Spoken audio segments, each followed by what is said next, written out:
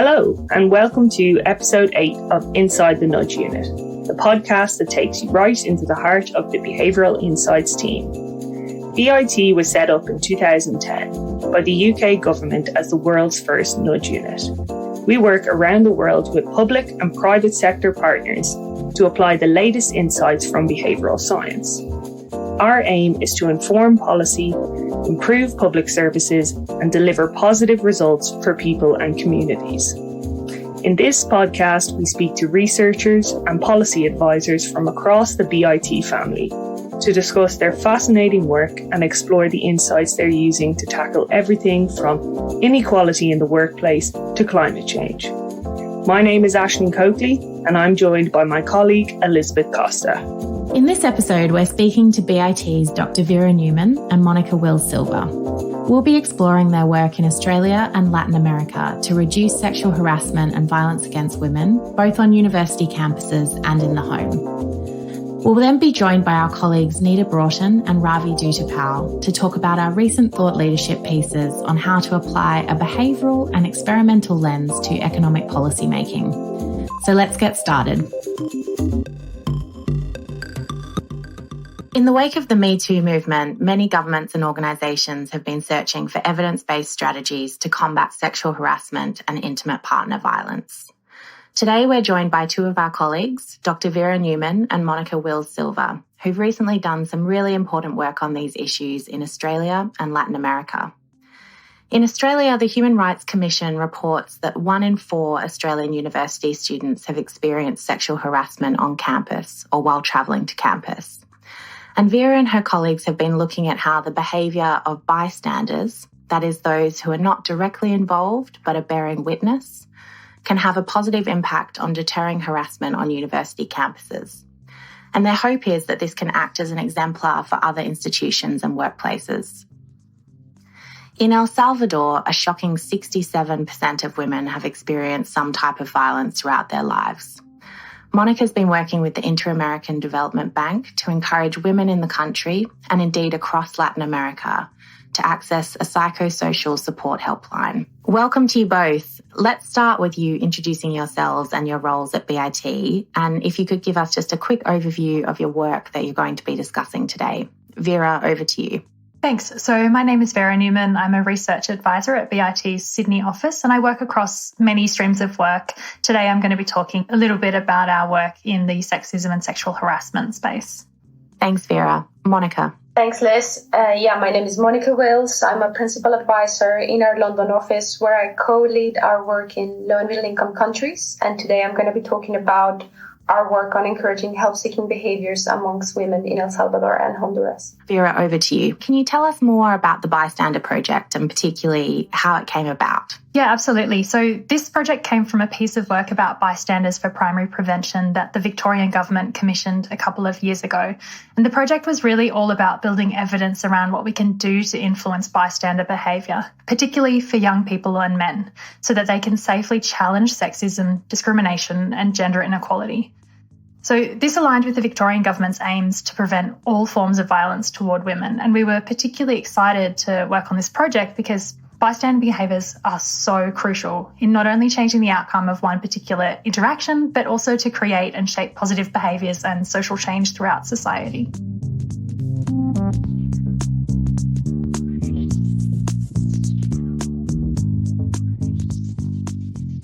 Vera, I suppose this is a bit of a broad question, but just how big of a problem is sexual harassment on university campuses, both in Australia and elsewhere?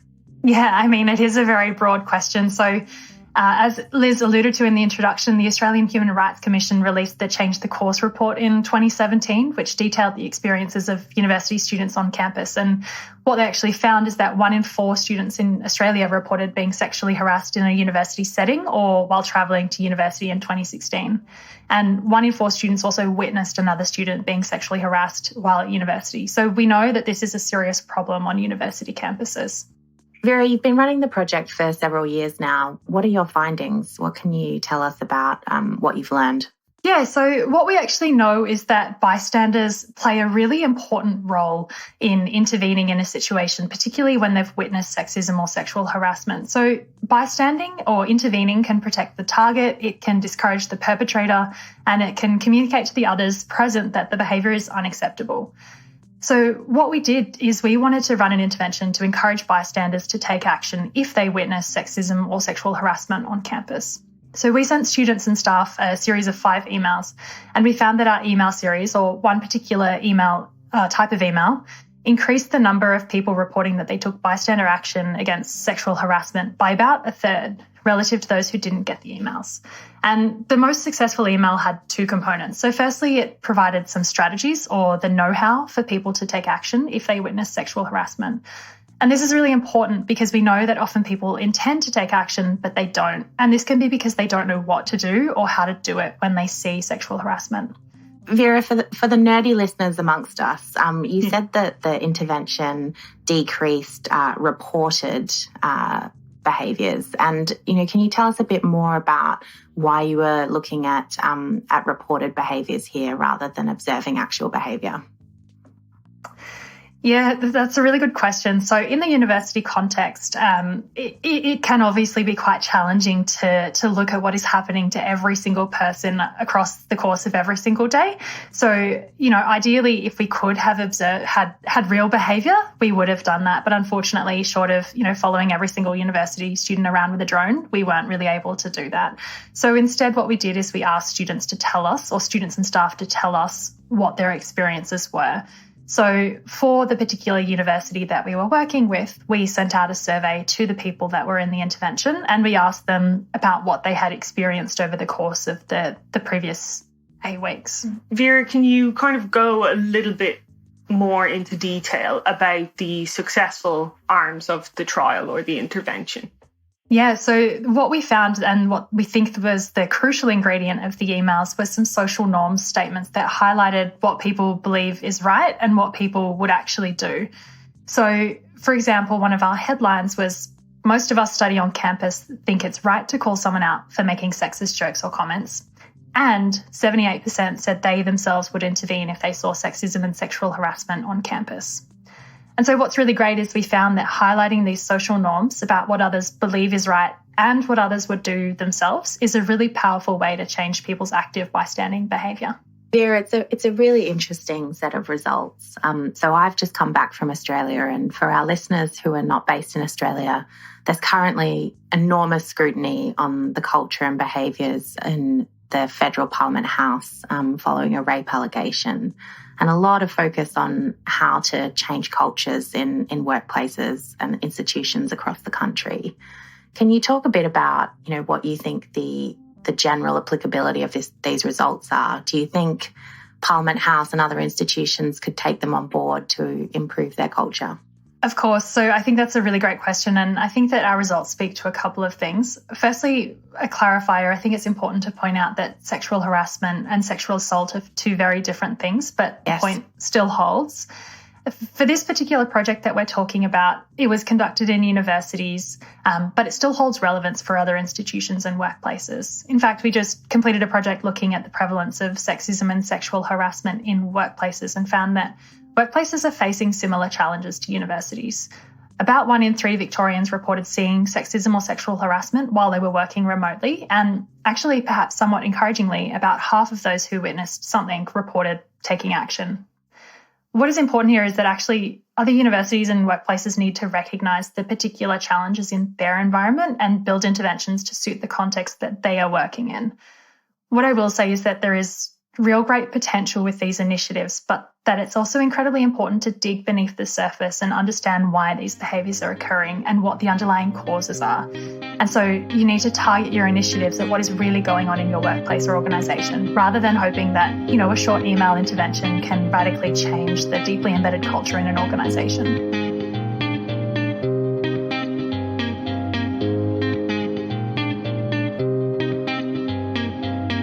Monica, we heard that terrible statistic about the extent of violence against women in El Salvador. Can you tell us a bit more about the projects you've been working on in Latin America Thank you so much, Aisling. This project actually started in 2018 when we began working with the Inter-American Development Bank on a report that aimed to provide policymakers in Latin America with recommendations on how behavioral science could help improve existing services for survivors. And so that work included two big phases. One was a diagnosis phases where we did some qualitative work, including interviews and focus groups with service providers and a literature review to understand some of the potential barriers that women were facing to access the hotlines and the support services that were available to them. And the second part of that work was coming up with a series of potential intervention ideas that could help improve those services for women and that could help improve their access to the help services that were there for them. After the report was presented, we began working with two gender specialists at the bank that covered the work in Honduras and El Salvador.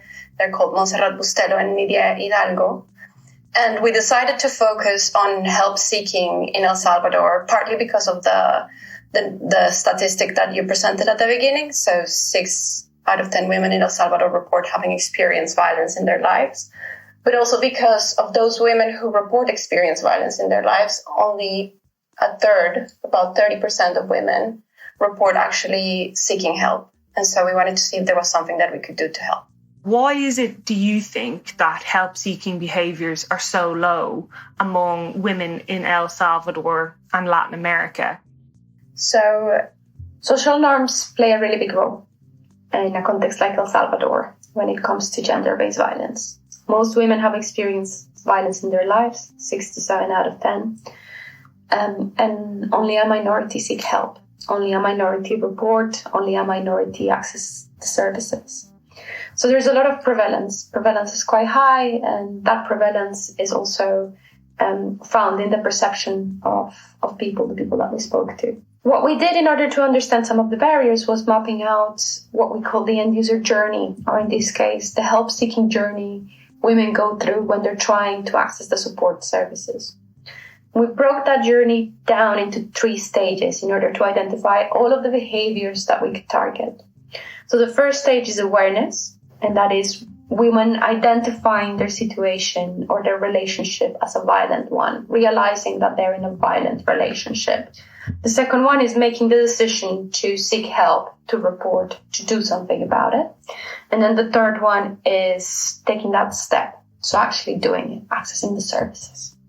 I'll give you a couple of examples of the barriers. We'll be publishing these reports soon, and so you'll be able to see more details, more of the details there. But in terms of awareness, one of the barriers that we identified was availability bias, whereby basically our behavior is influenced by what we can remember with ease. So, for instance, images that are constantly in the media or around us in government programs.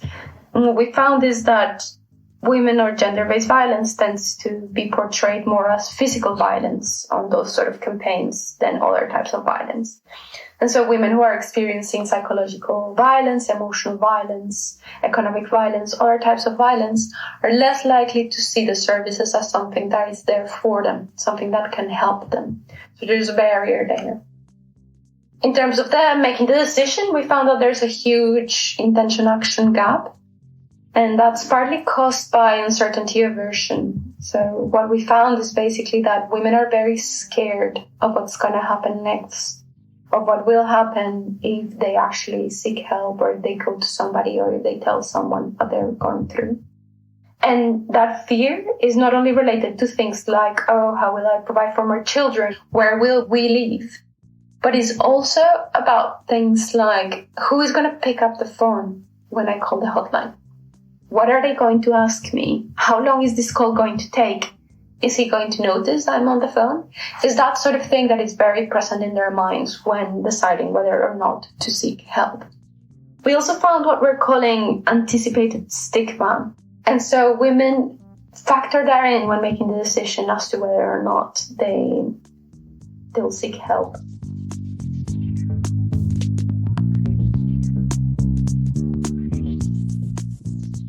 Your work in El Salvador utilised something called the Violentometro, Can you explain a bit more about what the violentómetro played in the trial in El Salvador?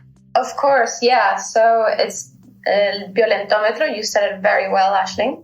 Which is a violentometer, if you translate it, which basically is a tool that is widely used in several Latin American countries, not just El Salvador, which is meant to portray or break down violence into very specific behaviors and show them as a scale in a thermometer.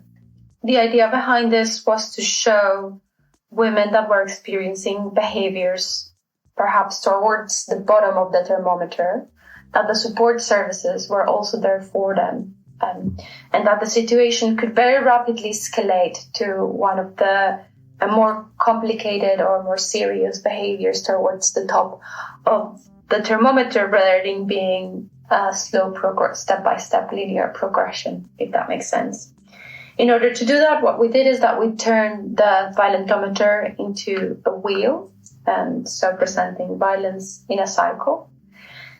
And what we found, which is very interesting, is that the violentometer was actually the most effective tool in increasing women clicking on the link and going to a page to find out more information about the support services.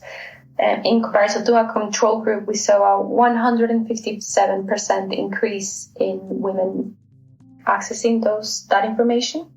But we also found that the wheel was effective in increasing women going to that landing page. So it increased click-throughs by 56% versus a control group. So what kind of modifications or additions did you make to this tool, and why did you believe that they would be successful in encouraging women to seek help? Yeah, so through our project, we actually wanted to do two things. The first one was that there was no evidence behind the violentometer in terms of it encouraging or increasing help-seeking behaviors among women. So we wanted to test the violentometer on help-seeking behaviors. And then the main modification that we wanted to do was to change the way in which the violentometer was presented so that it didn't show a linear progression of violent behaviors, but instead it showed violence as a cycle.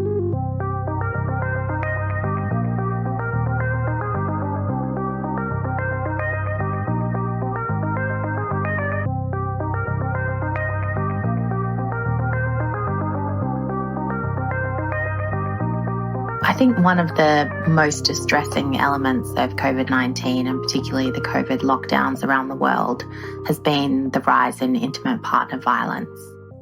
Can you talk about what kind of impact you saw the pandemic having on violence against women in El Salvador and Honduras, and also how you thought about that as part of the project, and perhaps particularly how you thought about that wheel and cycle of violence? This project and the one that we undertook in Honduras both ended up being implemented during the pandemic and during the lockdowns.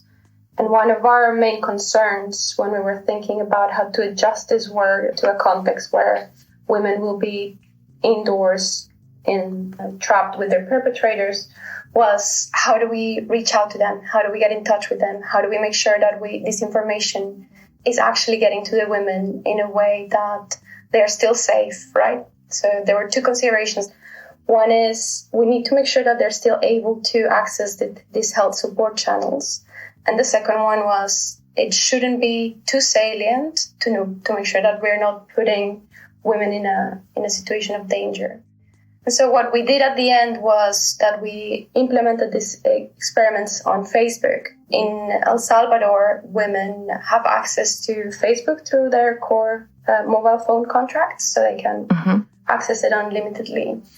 And so we made sure that they saw it as another ad on their Facebook page, basically.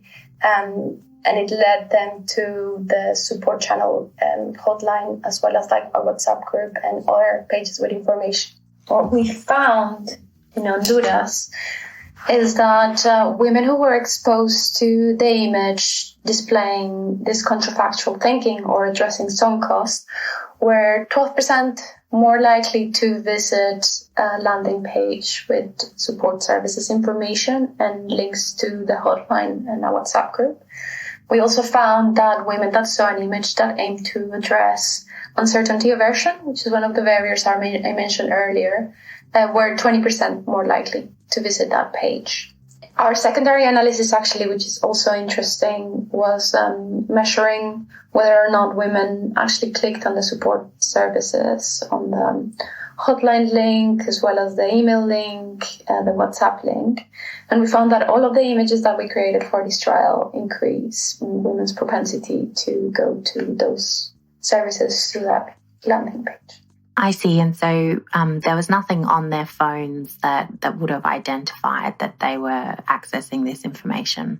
Exactly, yeah. And even the landing page that we created had a panic button. So if at any point when they were in the landing page, they could just click on that, and then it would turn the page into a recipe.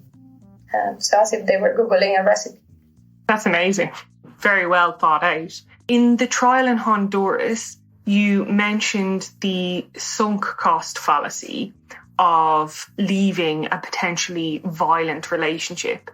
Can you tell us a bit more about what the sunk cost fallacy is and why it might be deterring women from seeking help?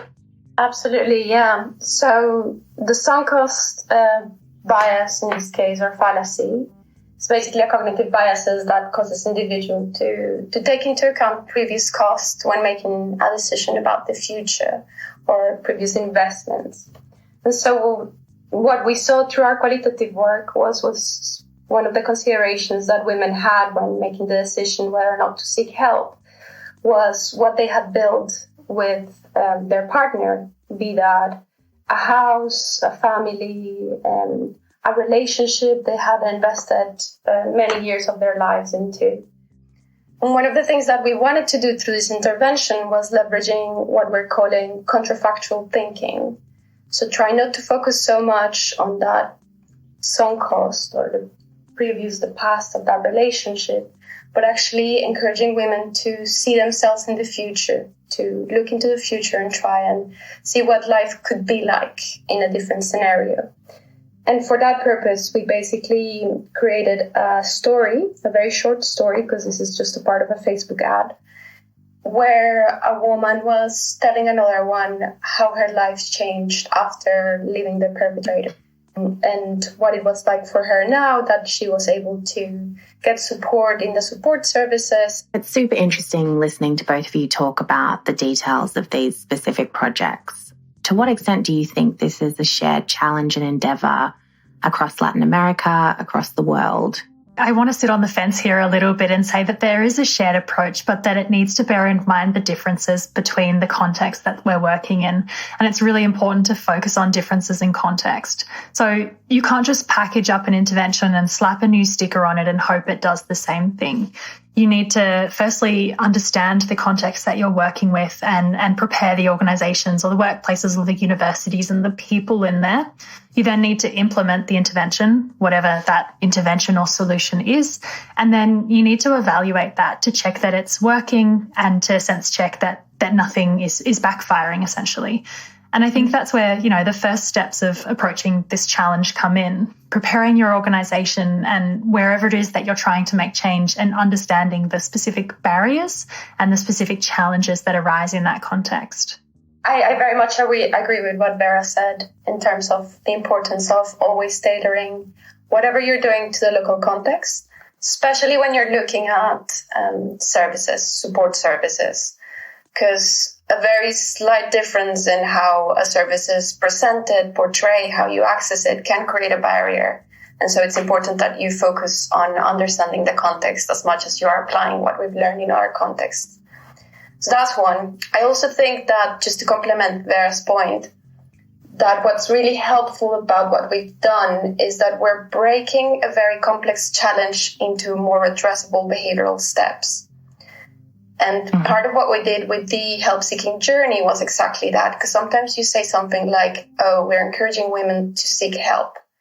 And we're not really thinking about how many steps that process entails, right? Like how many things do women have to go through in order to access those services? It's not just one decision, it's a journey, and it's a journey full of decisions, and understanding each one of them might mean that there are marginal improvements that you can do along the way. And I think that applies, you can do that in any country, really. Fantastic. Thank you. Well, it's been an absolute pleasure speaking to you both. Thanks for coming on Inside the Nudge Unit. If you're interested in learning more about the work Monica and Vera were talking about, as always, there's more detail on our website, www.bi.team. We'll also post some relevant links in the podcast notes. For many years, BIT has been pioneering a behavioural and experimental approach to economic policy making, essentially applying behavioural economics to economics itself. We caught up with our colleagues Ravi and Nida to talk about their recent work in this space. Before we start, a couple of notes from us. Firstly, in this discussion, you'll hear references to micro, meso, and macro level change. Let me tell you what we mean. When we talk about macro level change, we're referring to issues that affect the economy as a whole: inflation, economic growth, and productivity. Meso-level change is looking at market-level interventions, so things like how to make switching between providers easier. And finally, micro-level change is focused on changes that affect individuals, so for example, how we encourage people to boost their savings. As the world recovers from the deepest economic shock of our lifetime due to the impact of COVID-19, the need for effective economic policies is greater than ever. And as you'd expect, we at BIT feel very strongly that now is a crucial and opportune time to rethink our markets and economies and to put human behaviour at their heart. With 4 Nobel Prizes for behavioural economists, one of the peculiar ironies of behavioural economics is actually how little it's been applied to traditional economic policy. While there's been many successes in discrete areas like tax compliance, we're yet to see many interventions that focus on the market as a whole. For example, looking to shift the behaviour of businesses to boost economic growth and productivity. So with that ambition in mind, last November we published our Behavioural Economy report. This was kindly funded by Friends Provident Foundation, and it explores various ways behavioural insights can bring a better understanding of human behaviour into economic policy. And that work was built on by BIT's Australian team, who published a partner report, Making Markets Better, which looks specifically at how behavioural science and evidence-based strategies can play a role in economic policy making in Australia and New Zealand. So today we're joined by Anita Broughton, our Head of Economic Policy here in London and lead author of the Behavioural Economy report, and Ravi Dutta-Powell, a Senior Advisor from our Sydney office and the driving force behind Making Markets Better. Welcome to you both. It's great to have you on the podcast. If we could start with you, Nida, can you tell our listeners why we wrote the Behavioural Economy report? Yeah, sure. I mean, the paper is really all about making the case for bringing a more behavioural approach into economic policy making. So taking real evidence about how we as humans make choices about things like what to buy, where we work, where we live, and then really taking that understanding of how people really make choices and make decisions and putting that at the heart of economic policy making. There's a lot of behavioural factors that explain why markets do the things that they do and why economies work the way they work. And this report is all about trying to bring that understanding into economic policy making, starting out with 10 ideas for policymakers to consider, explore and implement. It is very much a starting point. We really see this as sort of, first up, we want other researchers, other policymakers, other collaborators to come in and work with us to make this a reality, because there are some real untapped opportunities in here if we get things right.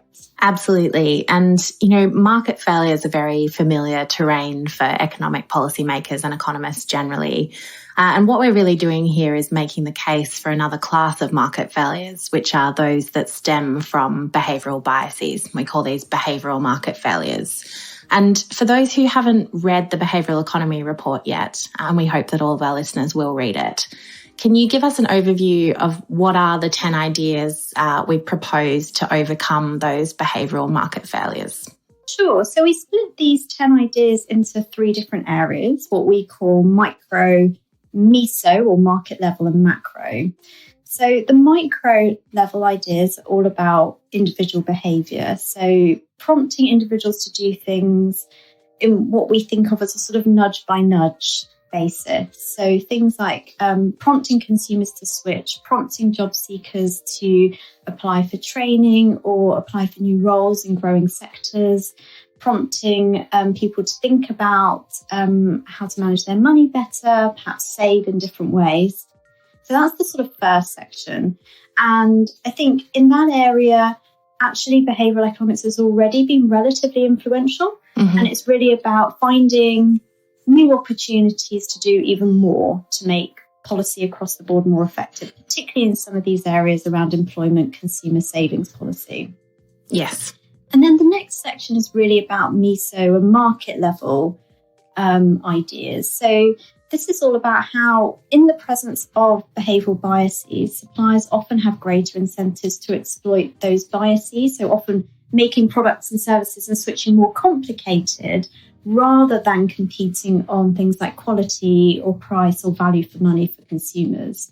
So I think anyone who's tried to unsubscribe from any kind of subscription would sympathise with that. Absolutely, that's a great example. The ideas in this section are all about what can regulators do to better measure the extent to which businesses are actually doing this, and also how can we bring better transparency into markets so we shift that axis of competition towards getting businesses instead to be competing on these other metrics like quality and value for money rather than complexity. The third and final category of ideas is around macro policy, so about the health and stability of the overall economy. And in that section, we look at things like how can we make tax reliefs for investment much more effective by better targeting the specific reasons why decision makers in businesses may not be investing? How can we plan ahead for the next economic shock? No, we're not. We're still not over the COVID-19 one, but, we need to look ahead. And also, how can we think about communications as a policy tool in its own right to support the health and stability of the overall macroeconomy? Thanks, Nida. Ravi, just to turn to you, what are the unique challenges facing Australia and New Zealand and their economies at the moment? And are there any kind of additional recommendations that you made in the report, Making Markets Better? Yeah, it's really interesting. So Australia and New Zealand, relative to other countries, have done pretty well in terms of stopping the spread of COVID and kind of had a more shallow recession, but still quite significant economic impacts. But nonetheless, still some interesting challenges. And so our recommendations from the report really drew on some of the same concepts, but applied them a little bit differently. So one of the ideas that we were looking at in particular was around retirement savings. So some of your listeners may know Australia has one of the largest pools of retirement assets in the world, well beyond kind of what our population would suggest. New Zealand, in contrast, has a relatively small one. But both of those countries have a really interesting challenge in that analysis shows that the kind of costs of managing funds is still relatively high. And despite quite significant growth in both countries, those costs aren't coming down. Now, traditional economics would suggest that as your kind of asset size grows, you should see economies of scale. It shouldn't cost you 10 times as much to manage $10 billion as it does to manage $1 billion. But for some reason, it seems like it does. So there's obviously some sort of issue going on in terms of competition and efficiency within the retirement savings markets, both in Australia and New Zealand. And so our recommendations have focused on some of those sorts of challenges. So for example, one of the things we're talking about is we want to see some real competition within the superannuation sector in Australia and the KiwiSaver sector in New Zealand. Ravi, what do you think are the main behavioural barriers to competition in the superannuation market? I think some of the listeners might be familiar with that one of the most powerful forces, and particularly in retirement savings, is the power of defaults and inertia, essentially. And a lot of governments, so New Zealand has done it, as the UK have made people enrol automatically as a sort of classic nudge. Australia has in its retirement space what I like to call a shove. So we have mandatory retirement savings from any time you start working, and there are very, very low thresholds. Basically, yes, that's why I have a pot from when I was 16 working in a fish and chip shop. Exactly, right. It doesn't take a lot. Basically, we'll have roughly 10% of your income. It's changed over the years, put into one of these superannuation funds, which is, I guess, great. But the flip side is there's not that driving force to kind of driving that competition. The money just kind of flows in kind of constantly. And, it is the sort of flip side of the power of defaults, is that the money just kind of goes in and people don't have to do very much. And so they don't. And there is a bit of a hassle involved in trying to switch and consolidate. Now, there have been a lot of steps made to make it easier, but for a lot of people, it's quite challenging. It's also challenging to kind of compare these sorts of funds against each other. Obviously you're comparing returns, you're comparing costs, and it's not an easy decision. It's quite a complex financial product in some respect. And so it's difficult to find a way to create that competition from consumers themselves. And actually there may be a scope for governments to get involved and set up systems and processes that drive those sorts of competitive outcomes. In this present crisis, government is the solution to our problem. Nida, as you know, much of BIT's early work looked at nudging individuals and discrete behaviours. So, for example, getting people back into work faster, encouraging children to attend school. And really what we advocate in this report is to move beyond those individual behaviours and to look at the market as a whole. So thinking about how we can nudge businesses and institutions, but also how we can use behavioural insights to change and shape the competitive dynamics of a market. Can you talk us through that evolution in thinking and perhaps bring it to life with an example of what we mean by changing the competitive dynamics? Sure. I think probably the best example to pick here is our work in energy markets, much of which we did with the UK regulator Ofgem. And, as you say, at the very start, we were thinking very much about these, what you might call smaller nudges or perhaps communications-based nudges, where you're doing things like you've got a whole set of consumers who aren't switching. Okay, let's send a whole set of letters out. Let's tell them what the best offers on the market are. Let's use that as a way to prompt them to switch. So it trickled energy switching from the base rate. And we also discovered some really interesting things along the way, like the fact that it's actually more effective to send letters from the current supplier rather than getting the regulator to send the letter, who you might plausibly think might be a more effective messenger being an independent body. That turned out that wasn't the case. So that's obviously a great step forward. However, the base switching rate is still low. So a tripling in energy switching is great, but because switching levels are still really low year to year, you're still only talking about perhaps a few percent of the market moving. And so that's not really getting to the kind of level where it causes suppliers and businesses to react substantially, to, perhaps bring new offers into the market, to deliver better quality, etc. So then the next stage moving on from that was to look at, okay, well, what are these sort of like other barriers that are going on that are stopping people from switching? And of course, there are many, not just sort of informational ones, and in particular, friction costs to switching are very, very substantial. And we know from the behavioural insights literature that having to spend even a very small amount of effort and time on something disproportionately affects whether people will do it or not. So we increasingly started looking at ways of taking out those frictions.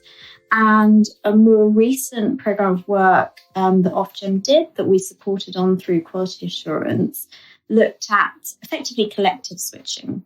So sending letters to customers, providing an exclusive tariff plus personalised support from a comparison service to actually help with the switch. That resulted in 8 times as many customers switching. So going from sort of 2.5% to around 22%. So that is much larger in magnitude. And that starts to get you to a switching rate where actually, you're getting the suppliers to sit up and go, hang on, actually, we do need to do something to compete, to keep this market share. We do need to think about our pricing. We need to think about our quality of service. And then I think, there's a step further beyond that as well, which we're starting to get to now. So in the UK, there are a lot of initiatives by the regulators and the business department looking at how we can better use so-called sort of smart data to enable services such as switching. Recently in the UK, we had the Energy Market White Paper, which looked at automated switching. So the idea that you would automatically be switched to a better deal if you've been on a poorer deal for some time. And you can imagine actually that more automated switching could have an even bigger effect on the market in terms of, making suppliers actually do something to improve the offer that they're giving to consumers. So I think that's, quite a good example of how over time, with more trials, better evidence on what works, better evidence on the barriers to switching, we've kind of moved from a place of sort of relatively sort of like nudge by nudge approaches to really understand, in fact, that actually you need to change some of the market level infrastructure to have a bigger impact on the market as a whole. One of the interesting aspects of that is that it does require a more activist, if you like, approach from regulators and government, particularly in setting, the parameters for what a well-functioning market looks like and what kind of outcomes that it should be delivering for consumers, but also for businesses. What are your reflections on the state of that evolution? Well, I guess kind of first of all, there are definitely sort of areas where I think behavioural insights has had a lot of impact on policy making. And I think actually consumer policy and switching is probably one of the best examples of where it has been sort of deeply embedded. And I think recently we're seeing a lot of interesting developments in that area. So, for instance, automated switching is of increasing interest if we look at the policy landscape in the UK. Also some really interesting developments from the UK financial services regulator, the Financial Conduct Authority, which is increasingly looking at the concept of sludge. So this is where businesses deliberately put frictions in the way to stop consumers making the best choices for themselves. And they're increasingly looking at things like, well, how do they perhaps give firms a consumer duty to actually measure the impact that those sludge practices are having and hopefully actually do something about it. So I think actually we're seeing quite a lot of movement in this whole space. I think it's partly because, honestly, you just have to try everything else and be like, we think it's probably not going to be the best solution, but look, let's give it a go. It's not working. All right, well, maybe we need to bring out the big guns, particularly on automated switching. It's funny. I think this is one of those cases where actually behavioural economics and economics are quite closely aligned. If you think back to your first year economics lectures, Liz, which for me were quite a while ago, you remember that, in a perfectly competitive market, consumers can kind of switch instantly and automatically. And so actually bringing in automated switching in some respects should bring us closer to that kind of pure economic outcome. Absolutely. No, you're so right. And, it is fantastic to see consumers being at the centre of these market interventions as well. I guess the other thing is that perhaps thinking more broadly than consumer markets and switching, I think, the time that we're in now, COVID-19 has really meant like ripping up the rule book in terms of economic policy. If you look at like the amount spent and the programmes that governments have had to put in place, they're kind of unthinkable, or they were unthinkable a couple of years ago. Yeah. And so I think actually there's been so much in terms of methodological advances and advances in knowledge and expertise over the past year in economic policy making. And I think also, after a crisis, there's always a natural interest in wanting to figure out if there was anything we could have done better. You saw this a lot actually in the economics profession after the financial crisis. I think we will see that again now. And so, I guess kind of my great hope, and I'm quite optimistic about this, is actually that makes it a really good opportunity to bring more of that behavioural thinking into the next generation of economic policy making. Absolutely. And the key difference is that it's been paired with rigorous evaluation. So it's not just a good idea. It's also something that we've been able to demonstrate has wide-scale positive impact on outcomes for consumers and outcomes for the market as a whole.